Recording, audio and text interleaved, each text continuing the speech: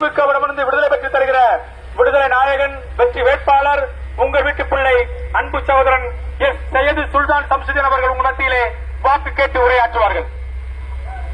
கழக நிறுவனர் டாக்டர் எம்ஜிஆர் அவர்களின் ஆசியுடன் புறக்களால் நான் மக்களுக்காகவே நான் என்று வாழ்ந்து மறைந்த இன்றும் நம் மனதில் வாழ்ந்து கொண்டிருக்கும் டாக்டர் அம்மா அவர்களின் ஆசியுடன் கழகத்தின் பொதுச் செயலாளர் தமிழக மக்களின் ஒரே நம்பிக்கை நாளைய முதலமைச்சர் இங்க இருக்கிற பிரச்சனைக்கெல்லாம் ஒரே தீர்வு அண்ணன் எடப்பாடியார் என்று கூறும் அளவுக்கு மக்கள் மத்தியில் ஒரு இடத்தை பிடித்தவர், நம் பிரச்சனைகளுக்கெல்லாம் தீர்வு காண வருபவர் மாண்புமிகு புரட்சி தமிழர் அண்ணன் எடப்பாடியார் அவர்களை வணங்கி ஒரு இளம் வயது வேட்பாளர், ஒரு இஸ்லாமிய வேட்பாளராக எனக்கு இந்த வாய்ப்பை அளித்து இங்க இருக்கிற 30-35 வருஷம் பாளையங்கோட்டை தொகுதி மக்கள் படுற கஷ்டத்தை எல்லாம் ஒரு இளைஞனாக ஒரு இளம் வயது வேட்பாளராக நீ சரி செய்ய வேண்டும் என்ற நம்பிக்கையில் எனக்கு இந்த வாய்ப்பை அளித்த அன்புக்குரிய மாமா தச்சையன் கணேசராஜா அவர்களை வணங்கி இந்த பாளை வடக்கு பகுதியில் நடைபெற்று வரும் பிரச்சாரத்தை சீரும் சிறப்புமாக ஏற்பாடு செய்த எனது பாசத்திற்குரிய அண்ணன் ஜெனி அவர்களே, இந்த இடத்துக்கு ஒரு 2-3 தடவை நான் மாவட்ட கழக செயலாளரோட வந்திருக்கேன். அந்த 2 தடவையுமே பிரச்சனைக்காண்டி மட்டும் தான் வந்திருக்கோம். ஒன்னு பட்டா பிரச்சனை, தீக்குளிக்க ரெடியா இருந்தாங்க மக்கள், ஒரு சென்சிட்டிவான பிரச்சனை. அடுத்த பிரச்சனை நமது பசும்பொன் முத்துராமலிங்க தேவர் ஐயாவோட பணத்தை எரித்த பிரச்சனை.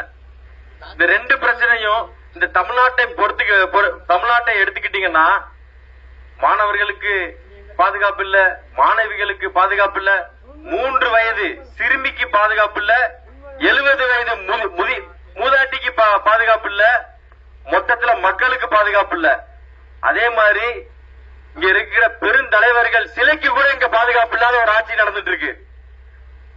இந்த நாட்டுல வன்முறை, கஞ்சா, போதை இதெல்லாம் தலைவிரிச்சு ஆடிக்கொண்டிருக்கிறது. இதை கட்டுப்படுத்த தவறிய திமுக ஆட்சி மக்களிடத்தில் பல மோதல்கள், ஜாதி மோதல்கள் இதை ஊக்குவித்துக் கொண்டிருக்கிறது என்றுதான் நான் இந்த இடத்தில் நான் பதிவு பண்றேன்.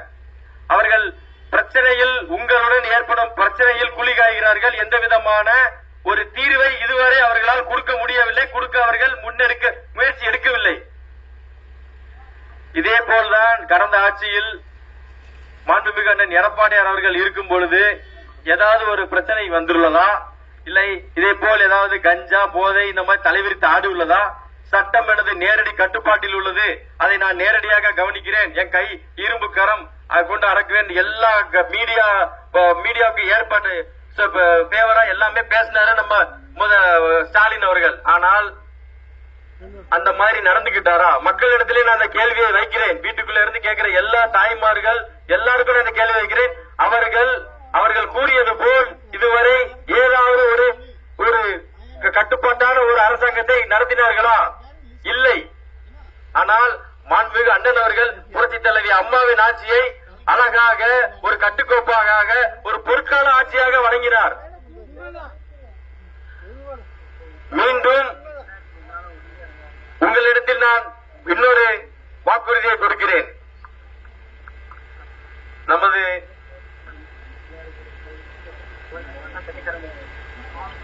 நமது கழக ஆட்சி புரட்சி தமிழர் அண்ணன் எடப்பாடியார் அவர்கள் அரியணையில் ஏறியவுடன் 32வது வாக்குறுதியாக ஒரு வாக்குறுதியை உங்களிடம் அளித்துள்ளார். மக்களுக்காக 32வது வாக்குறுதியை நீங்க அதை படிச்சு பார்க்கணும். 32வது வாக்குறுதி கொடுத்துள்ளார். நீண்ட நாட்களாக கோயிலிடத்தில் வசித்து வருபவர்களுக்கு பட்டா வழங்கப்படும். மாண்புமிகு அண்ணன் புரட்சி தமிழர் எடப்பாடியார் மட்டும்தான் மக்களுக்காக, மக்களை பற்றி சிந்திக்கிற ஒரு தலைவர். 32வது வாக்குறுதியில் கோவில் இடத்தில் பட்டா இல்லாமல் வசிப்பவர்களுக்கு முறையான அந்த சட்டத்திட்டங்களை படி அவர்களுக்கு அந்த அதில் பட்டா அதே இடத்திற்கு வழங்கப்படும். மற்றும் இங்க நம்மளுக்கு நீண்ட நாள் பிரச்சனையா போயிட்டு இருக்கிற நம்ம பசும்பொன் முத்துராமலிங்க தேவரையா அவர்களோட சிலை நிறுவுவதற்கு பல தடங்கல்கள் இங்கே ஏற்படும் சூழலில் இப்பொழுது இருக்கிறது.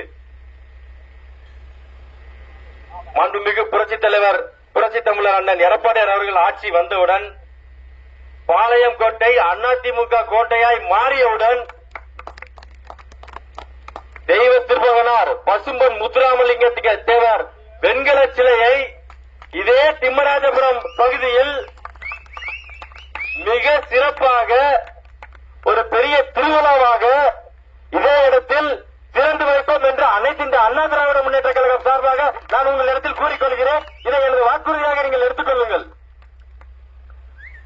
அடுத்த தடவை நாங்க ஜெயிச்சு நம்ம இந்த இடத்துக்கு வரும்போது மக்கள்கிட்ட எந்த குறையும் இல்லாத ஒரு திம்மராஜபுரமா, எந்தவித கோரிக்கையும் இல்லாத ஒரு திம்மராஜபுரமா, அனைத்து இந்திய அண்ணா திராவிட முன்னேற்ற கழகம் வந்தவுடன் ஒரு சந்தோஷமான மகிழ்ச்சியான ஒரு ஆட்சி உங்களுக்கு கிடைக்கும் கிடைக்கும் கிடைக்கும் என்று கூறி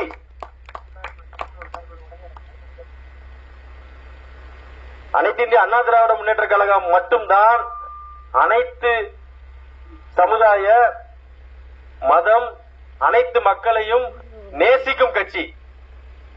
யாருக்கும் ஒரு சார்பற்ற விரோதமான எந்த ஆட்சியும் அனைத்து இந்த அண்ணா திராவிட முன்னேற்ற கழகம் இதுவரை கொடுத்ததில்லை.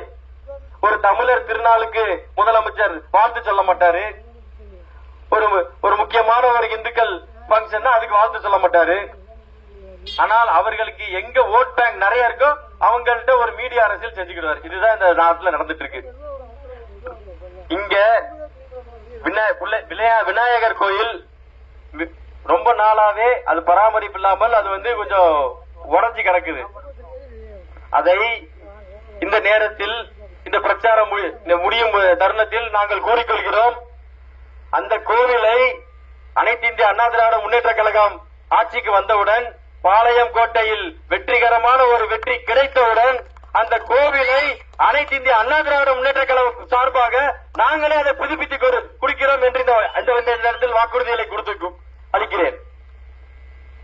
மீண்டும் மீண்டும் கூறுகிறேன், மக்களுக்கு பட்டாவை பற்றி பயப்பட வேண்டாம். திரும்பவும் சொல்றேன், இது ஒரு நிறைய பெரிய பிரச்சனை இந்த திம்மராஜபுரத்தில் நடந்தது. நானும் அதில் கலந்து கொண்டேன். உங்கள் சார்பாக எங்கள் மாவட்ட கழக செயலாளருடன் எங்கள் பகுதி செயலாளரும் நானும் அதில் கலந்து கொண்டேன். அண்ணன் ராஜகோபால் அண்ணனோட அவருக்கு சொல்லி அவங்களும் கலந்துக்கிட்டாங்க. நிறைய பேர் கலந்துக்கிட்டோம். அந்த நேரத்தில்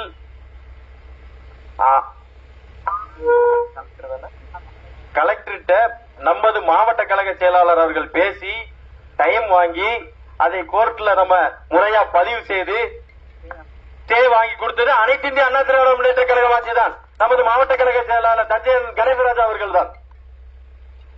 வேற யாரும் உங்களுக்கு நிக்கல, வேற யாரும் உங்களுக்கு ஹெல்ப் பண்ணல. உங்களுக்கு எப்போதுமே துணையாய் நிக்கிறது, மக்களுக்கு துணையா நிக்கிறது அனைத்து இந்திய அண்ணா திராவிட முன்னேற்ற கழகம் மட்டும்தான். ஒரு சின்ன பையனா நான் பேசுறேன் நீங்க நினைக்காதீங்க. இந்த இடத்துல பல பிரச்சனைகளுக்கு நானே பிரச்சனாவும் எங்க மாவட்டத்தில் கூட நாங்கள் உங்களுக்கு எப்பொழுதும் குரல் கொடுத்தோம், குரல் கொடுப்போம், குரல் கொடுத்து கொண்டே தான் இருப்போம்.